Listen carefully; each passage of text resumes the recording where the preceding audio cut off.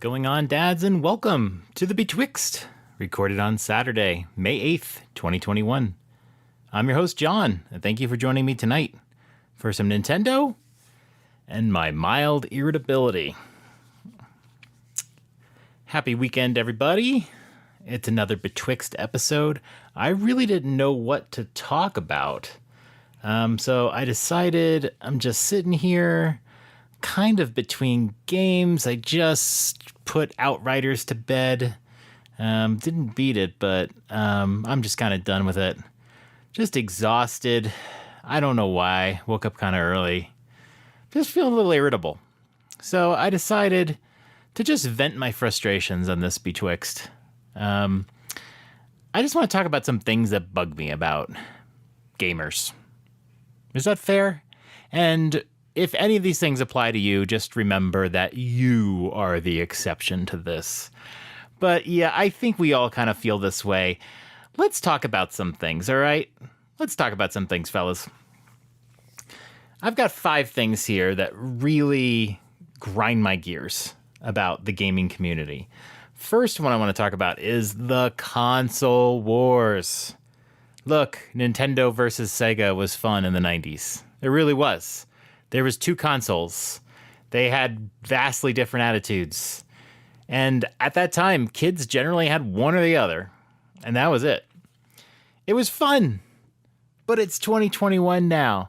There's still people on social media who get angry at owners of other consoles. Xbox versus PlayStation, both of them against Nintendo. It just never ends. Let's talk a little bit about console wars. Okay? Here's the thing that I never understand. You chose your console.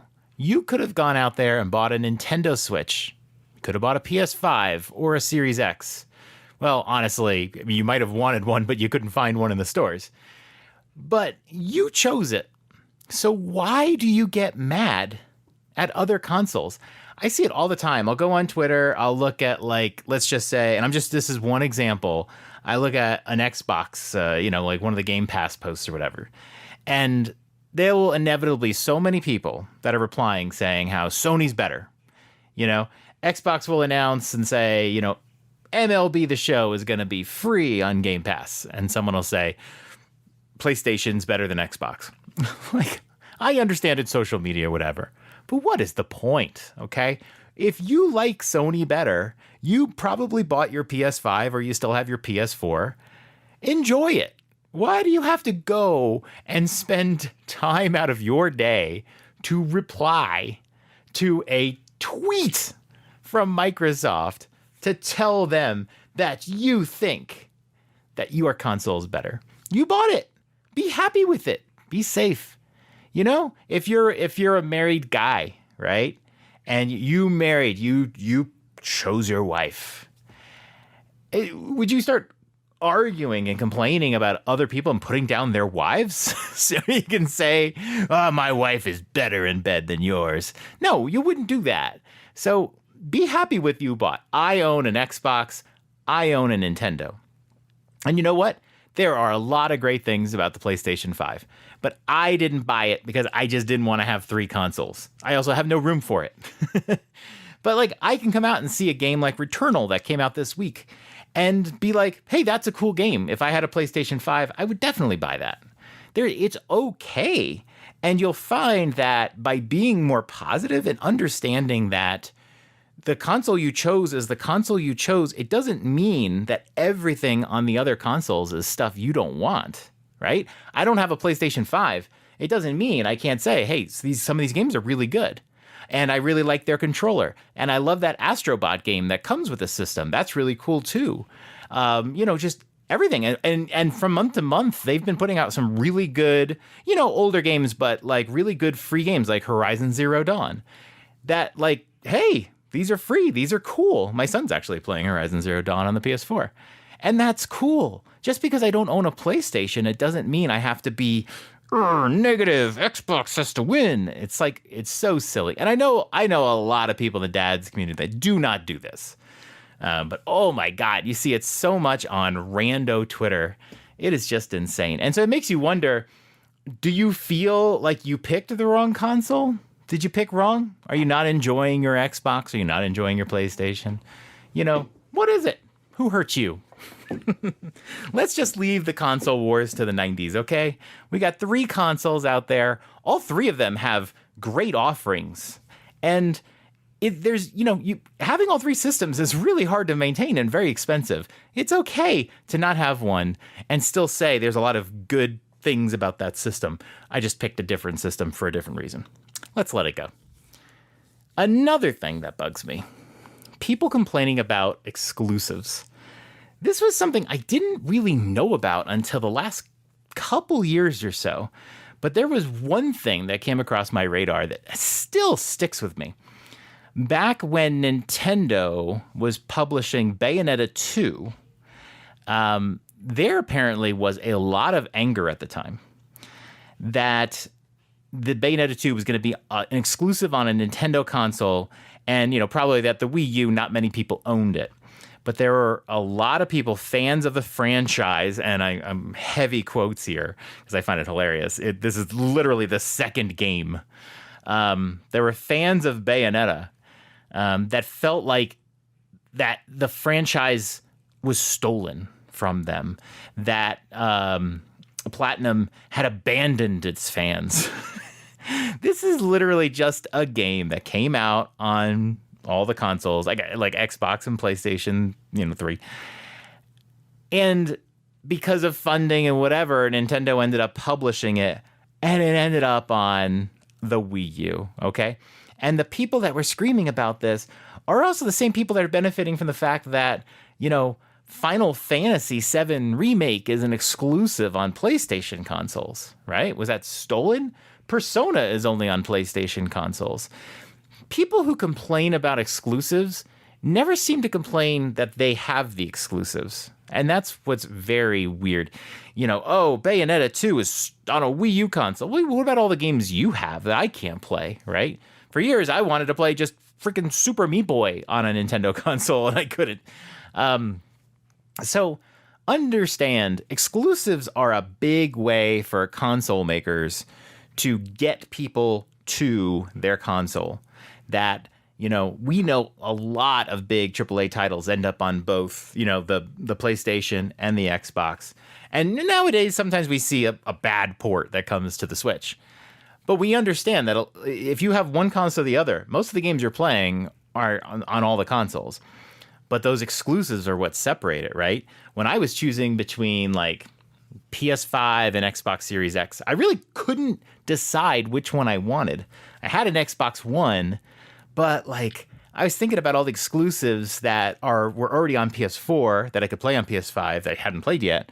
And then all the games that were coming to the PS5 that I was interested in, which wasn't a lot of games, but knowing that, I really enjoyed the Last of Us game. So having a PS5 is probably the best way I'm going to be able to play a Last of Us 3, that sort of thing. But that's what happens. Okay. Nintendo Switch, they have tons of exclusives. And sometimes we forget that we have these exclusives. We think of Nintendo as a software developer, but remember, these games are not on the other consoles. And we don't complain about those. We don't say, gosh darn it, Breath of the Wild should be on all the consoles. Well, it's like, well, we have the Switch. We don't worry about that. People need to understand exclusives are going to exist everywhere. Xbox bought Bethesda, and maybe one day those will start to be more exclusive to them. We don't know. But you understand everyone's got exclusives and everyone's missing out on something else. And, it's your decision. Does that suck? It probably sucks in a way. But, as a Nintendo Switch owner, I think it's pretty cool that I can only play Mario on this one console. And hey, if you really want to play it, you got to buy my system. And I want you to buy my system because the more people that own my system, the more exclusives I'll end up with. So try to let it go. Exclusives exist. Sometimes there's a game you can't play. It sucks, but that's just kind of the way it is. We got to move on. Let's also not fault game publishers for publishing to one console or developers for only building to one console. Sometimes there's serious monetary reasons why they only build for one console. Just let it go, okay? It's a reality. It will be a reality for a long, long time. Unless you're on Stadia. Third thing. bitching about games that aren't for you.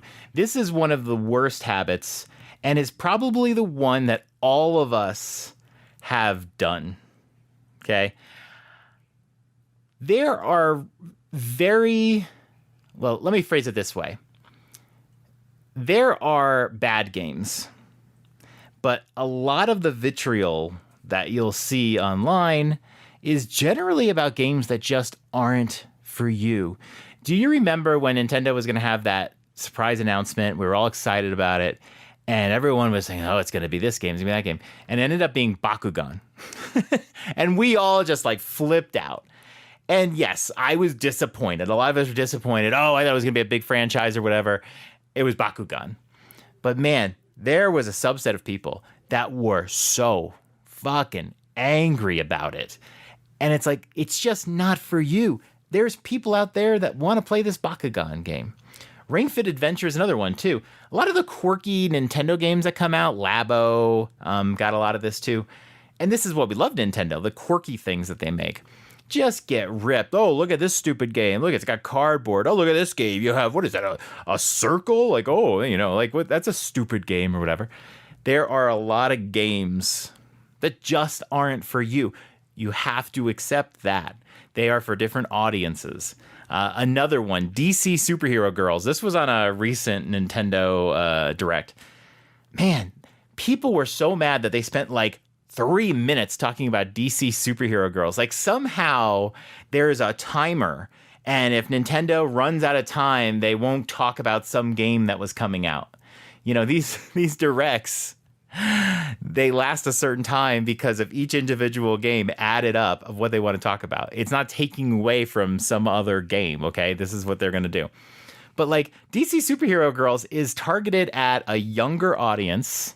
Now, great, adults are going to play it, but it's geared at a younger audience, and it's an accessible game. Think about the Lego games. The Lego games are also targeted at a younger audience. It just happens to be that adults really like it too. And I think DC Superhero Girls, might be a game I don't like. Might be a game I do like. I actually think it's pretty cool. I like the girl characters, and they're stylized and whatever. But man, like, it's not that it's going to be a bad game. You have no idea. It's just that you're just mad that it's girls. What is the problem here? We just have to just take a throttle back and go, look, if I'm really angry about this game, is it just because it's not for me?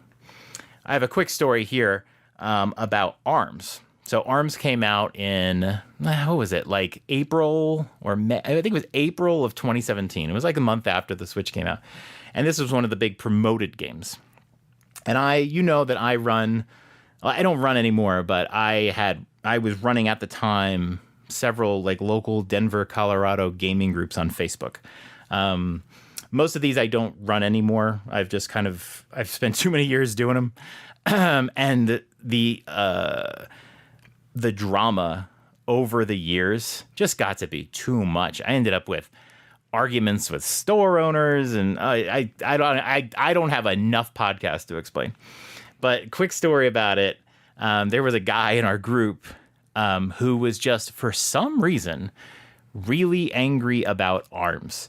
He just didn't like it, and he was mad if anybody talked good about it.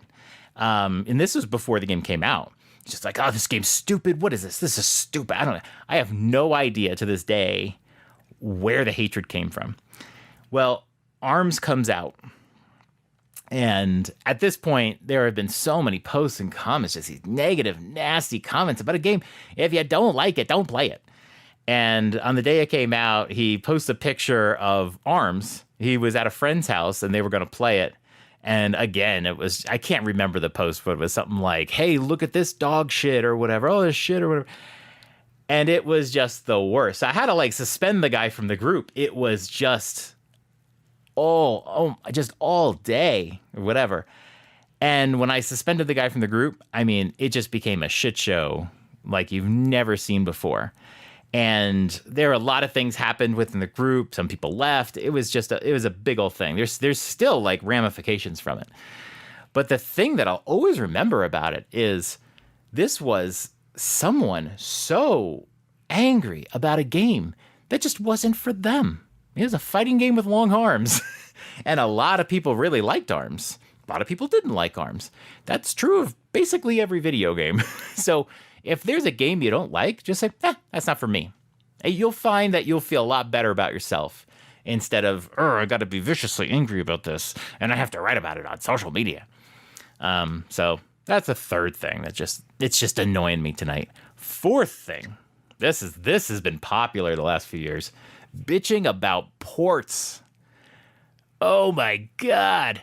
This one is the one I can't understand at all. Why people are so mad about ports. If you are an old time gamer, I cut my teeth on Atari and television like those days when I was really young. And I kind of grew up with the NES. If you are a byproduct of the old days, you'll know that games never got ported. There was no ports. We had like some ports of arcade games. So we had like, NES had a Donkey Kong, Atari had a Donkey Kong, and television had a Donkey Kong. But those were all like their own ports from one game, and we all wanted them. But we didn't get like, when I got a Super Nintendo, right? How many games were ported from the NES to Super Nintendo? Just off the top of my head, I can think there was a Ninja Gaiden like trilogy thing. There was Super Mario All-Stars, which was really like maybe one of the first remakes that I can remember in history. There wasn't much though. There were some ports though, just like improved games, things like that, like Smash TV. There were some Ninja Turtle games that were just better on a Super Nintendo. Nobody really complained about these things, because they were so much better when they moved over to the Super Nintendo, right? Nowadays, there are so many ports. We got ports of games, we get remasters of games, whatever, that are even like 5 years old. And we were getting, on the Nintendo Switch, we get ports from the Wii U all the time. And that's trickled now, but like in the early days, we were getting a lot of ports from that game. Not Zombie U yet. Where's Zombie U? Look, ports, I'm here to say, ports are amazing. I freaking love ports for so many reasons. For one thing, we're getting a port of Skyward Sword soon. I don't love Skyward Sword, but I love that Skyward Sword is coming to the Switch, because I can't really play Skyward Sword right now. I don't have my Wii set up, and I don't really want to set my Wii. I gotta get the sensor bar hooked up in there, and it's got the little stickers on it, and then my controller's gonna have batteries again, and then I have to think about, do I want to put on that little condom thing that the Wiimote had? That thing gets a little dirty, it starts picking up your hand oils. The Wii is not a great console to be hooking up these days. You just don't want to do it. And I love that Skyward Sword is coming. They're talking about doing a remake of The Last of Us. I can't remember what year The Last of Us came out, but it came out on PS3. It's very famously The Last of Us remastered on PS4. You know what? I would love to see The Last of Us brought over and, improved graphics. It's a great fucking game. And why would I not want to have a great fucking game available to me that looks even better than it did before? I'm not saying I need this, but hey, man, if you want to bring a great game over to a newer system, and if you want to take advantage of that system hardware, by all means.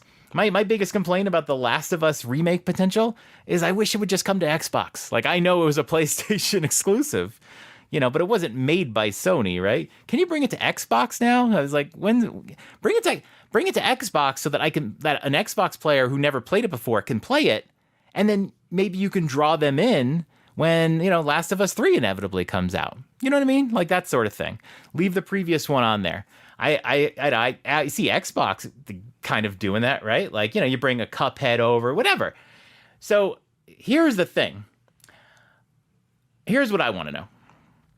Why do we bitch about ports? Do we think that somehow they're taking up time? I just don't know. But let me just tell you this. If a game is being ported over, it's probably being done by younger developers or not the main team. They are not sidetracking the Legend of Zelda team working on Breath of the Wild to bring Skyward Sword over. It's coming from somewhere else. That's it. It's okay. So let's just embrace this. Let's love this. Bring port everything to the Switch. You publishers out there, just port everything over. Last thing I want to talk about is hating on games that make you mad. Pokemon Go. Remember Pokemon Go? It was a big sensation. And I remember playing Pokemon Go, and I followed the Pokemon Go account. I don't play Pokemon Go anymore. I was tired of my phone just running out of battery. But this was like a big game or whatever.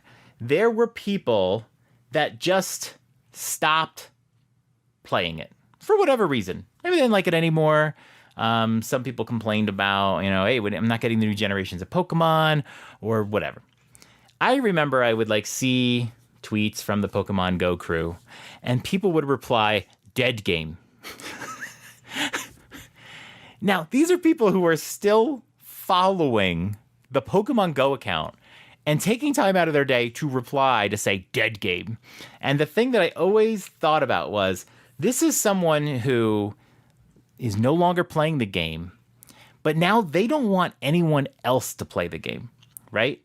And psychologically, I think what's happening is, in order to feel justified about my decision to stop playing Pokemon Go, I want it to die. And the reason why I want it to die is so that I feel justified in what I did. But if I stop playing the game and it only gets more popular, maybe I feel like I made a bad decision. But you know what? You didn't. If you don't want to play it anymore, don't play it anymore, If you go to leave a party, right? I'm going to leave, and you expect other people are going to leave with you. Yeah, I'm tired. I'm going to go home. But then you walk out alone. Don't you feel like, oh, I'm the only one leaving. I'm the first one who left the wedding. I'm the first one out from the birthday party. Kind of feel like a loser here. You got to be confident in yourself, right? Are you leaving because you're tired? Are you leaving because you need to walk your dog or whatever? Then leave. You shouldn't feel bad about it. If you don't play a game anymore, just don't play it. It's not for you, like we said before. Just don't play it. The big one here, Last of Us Part 2. I wasn't really paying attention because I hadn't played this series when Last of Us Part 2 was coming out. I remember what happened was The Last of Us Part 2, the story got leaked months before the game came out. And people were reading what they were being told were actual scripts from the game. Here's the storyline of the game. And you're at this point, how do you even know? How do you know that this is accurate information or not just some fake leak? And people were really mad because they read the story and were like, this is bad. This is really bad. And it was very silly because you haven't played the game. How do you know? You haven't experienced the game. If I read to you the story of The Legend of Zelda, you might be like, this is dumb. What a weird story. What is this? This Triforces and pieces and it's on their wrists? This is dumb. A lot of games are dumb. If I explained to you what Super Mario Brothers, you'd be like, what? Doesn't make any sense. So people got really mad. And then, of course, you had kind of the bigot crowd where it's like, oh my God, are these characters gay? Oh, I can't play a shooting game with gay characters. What is this nonsense? So there's a lot of anger towards the game before it ever came out. And then when it came out, you see a lot of people who wanted to be justified in their anger. So even if they were playing the game and maybe even enjoying it, they had to pretend I can't say I was wrong because nobody wants to admit that. Just stop. Something, if there's a gay character in a game and you don't like gay people, then just don't play the game, okay? Stop being so angry. If you enjoyed the first game in this series, there were some people that did not like the second game in this series. That happens all the time, right? What's kind of weird about that was I loved Last of Us 2, but I understand if you don't enjoy it, okay? Last of Us 2 had a very interesting way of telling its story. I won't talk about it. You got to play this series. It's just two of the best games in the world. Had an interesting way of telling the story. And there were some people who got turned off. My friend Jesse, who's in my gaming group, got to this point in the game where the perspective changes and just stopped playing because he was mad that happened. And I told him, I was like, this is the best part of the game is the perspective change. And now he's playing it again all the way through. And it's you can't complain about it until you experience it, right? If you finish the game and say, I really didn't like that, that's totally fair. It's fair. Have a complaint about it. But man, this game got so much slack. We saw Cyberpunk 2077. That all takes me to death threats. Guys, stop with the death threats to the developers. Again, I don't think anybody who's listening to this is guilty of sending death threats to developers, okay? It's the anonymity of the internet that really does it. But the toxic fandoms, the death threats, Phil Fish, who made a great game, Fez, left the industry because of the just the psychoticness of everybody. You know what I mean? Like, we gotta stop. If you don't like a game, then don't like the game. But my gosh. And by the way, the Phil Fish thing is so stupid. Some loser nobody who worked in the media industry just did not like that Phil Fish had a lot of success and fame, started attacking the guy. And it was like people just wanted to tear the dude down. They doxed Phil Fish. And, you know, Phil Fish said some things that were, you know, he was angry and whatever. But this is a guy who's just, you know what I mean? If somebody has strong opinions, they have strong opinions. If they don't, they don't. Like, but I think the guy's name was like Marcus Beer. Like, dude, you're literally doing what you're complaining about. If you're going to say Phil Fish, he thinks he's the greatest indie developer in the world or whatever, well, who are you? You know, you're some nobody loser media guy who I don't even know if he's still around anymore. You know, people just need to like calm down. Gamergate. If you remember Gamergate, this whole thing started because a female developer, you see that, like, you kind of start to see some of the like connections here, right? Especially when it's like women are involved, people just get way more angry. You know, oh, gay women in the game, gay developer. Zoe Quinn had developed a game, and her ex-boyfriend, which nobody knows anything about, right? Just an angry dude, wrote an article. He was pissed off at her. And, you know, he led people to believe that she was like sleeping around for a good review from Kotaku. This is the best. She was sleeping with a guy who was writing a review for her game for Kotaku. How stupid is this? There are literally hundreds, if not thousands, of game review sites. And you're telling me if you get a good review from Kotaku, like that's going to change the arc of your game's success? Of course, she wasn't doing this. And like the guy didn't even review the game, but it goes over to 4chan. People start believing it because it's on the internet. And the next thing you know, there's doxing going on and just madness. It all comes down to this. Stop being toxic. If you don't like a game and you don't want to play that game, don't play that game.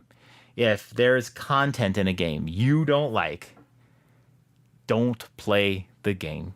If it's part of a series that you did like and you don't agree with some of the decisions of the game, don't play the game. That's it.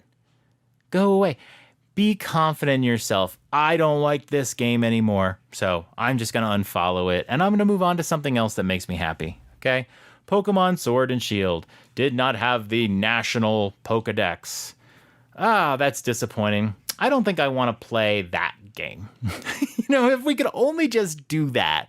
Instead, it's like, oh, no, you ruined my childhood. Just stop. Anywho, I want to end with this. If you do any of this game, any of this stuff, if you do any of it, fuck you. No. I still love you.